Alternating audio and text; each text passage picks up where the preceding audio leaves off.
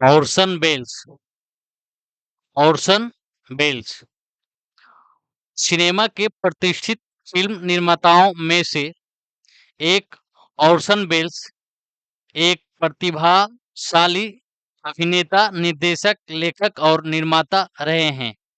उन्होंने रंगमंच, रेडियो और फिल्म तीनों में काम किया और तीनों क्षेत्रों में रुचि रखने वाले किसी भी व्यक्ति के लिए ऑर्सन वेल्स एक महत्वपूर्ण विजन प्रदान करते हैं।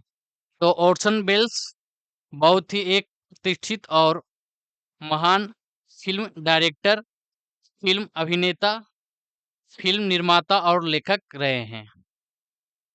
ऑर्सन वेल्स अपना करियर की शुरुआत संगीत से किया। पहली बार नाट्य प्रयोगों और रंगमंचीय प्रस्तुतियों का प्रदर्शन 13 अक्टूबर 1931 को डबलिन के गेट थिएटर में किया और मंचन शुरू किया। इनकी पहली भूमिका पैनिक में थी, जो 1935 में आर्चीबाल्ड मैकलिस द्वारा रचित एक पद्य नाटक था, जिसका निर्माण जॉन हाउसमैन ने किया था। वे फेडरल थिएटर के सदस्य भी रह चुके हैं। ऑर्सन वेल्स उन्होंने एक थिएटर की स्थापना की थी, मरकरी थिएटर की। मरकरी थिएटर नवंबर 1937 में सीजर के साथ खुला था। यह सीजर नाटक शेक्सपियर के जूलियस सीजर का एक अभिनव आधुनिक पोशाक में बिना किसी मंचीय रूपांतरण तथा और आलोचनात्मक रूप से सफल रहा।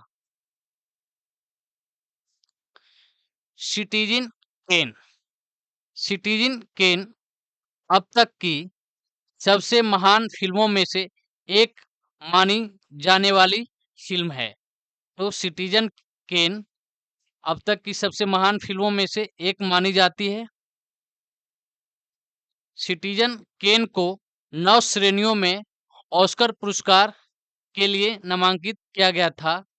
इस फिल्म की विशेष रूप से इसकी छायांकन, संपादन, संगीत और कथा संरचना के लिए प्रशंसा की जाती है, जिन्हें अभिनव और मिसाल कायम करने वाला माना गया है। फिल्म के ब्रेकफास्ट मोन्टाज में केन की उम्र काफी प्रभावशाली ढंग से दिखाई देती है।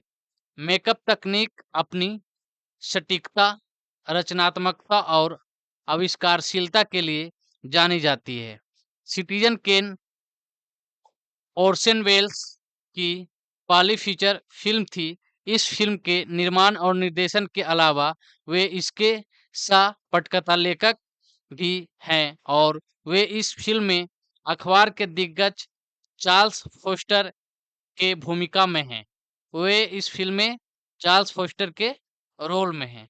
सिटीजन केन एक जो है महान फिल्म है, ठीक है। सबसे महान और प्रतिष्ठित फिल्मों में से एक मानी जाती है सिटीजन केन, जिसके डायरेक्टर रहे हैं ऑर्सन वेल्स। और इस फिल्म को 9 श्रेणी एकेडमी पुरस्कारों में नामांकित किया गया था, जिसमें से बहुत सारे पुरस्कार इन्होंने जीता। छायांकन, संपादन, संगीत और कथा संरचना, ठीक है। तो ये बहुत ही इंपॉर्टेंट फिल्म है इनकी, इसको आपको ध्यान में रखना है। द मैग्निफिसेंट एम्बरसंस अक्सर अब तक की सर्वश्रेष्ठ अमेरिकी फिल्मों में से एक और ऑर्सन वेल्स की उत्कृष्ट कृति माने जाने वाली द मैग्निफिसेंट एम्बरसंस में कैमरे के पीछे के फिल्म निर्माता ने निर्देशक की भूमिका निभाई थी। हालांकि उन्होंने कहानी भी सुनाई थी। वास्तव में यह फिल्म इतिहास की उन शुरुआती फिल्मों में से एक है जिसमें सभी क्रेडिट ऑन स्क्रीन प्रिंटेड होने के बजाय एक ऑफ स्क्रीन आवाज यानी कि ऑर्सन वेल्स के द्वारा बोले गए हैं। तो एक चीज आपको ध्यान रखना है इस फिल्म में, खास करके कि इस फिल्म के जो डायरेक्टर रहे हैं ऑर्सन वेल्स भी रहे हैं और इसमें ऑन स्क्रीन प्रिंटेड होने के बजाय ऑफ स्क्रीन वाली आवाज की इस्तेमाल की गई है, जिसमें ऑर्सन वेल्स के द्वारा बोली गई जेन्युइन यानी कि वास्तविक साउंड आवाज है। द थर्ड मैन बेल्स की सबसे प्रतिष्ठित अभिनय भूमिकाओं में से एक, द्वितीय विश्व युद्ध के बाद के वीना में स्थापित कैरोल रीड की प्रसिद्ध फिल्म न्योर में रहस्यमयी हैरी लाइम की भूमिका है। वातावरणीय श्वेत श्याम अभिव्यक्तिवादी छायांकन और केवल एक जीथर वाला संगीत, जिसमें फिल्म को सर्वकालिक महानता ब्रिटिश फिल्मों में से एक बनाता है। Touch of Evil Touch of Evil film के निर्देशक के रूप में ऑर्सन वेल्स ने एक बार फिर अपनी मौलिकता और नवीनता साबित की। शुरुआती दृश्य 3 मिनट और 20 सेकेंड का एक निर्बाध ट्रैकिंग शॉट, जो सिनेमा इतिहास के सबसे बेहतरीन लॉन्ग टेक में से एक है।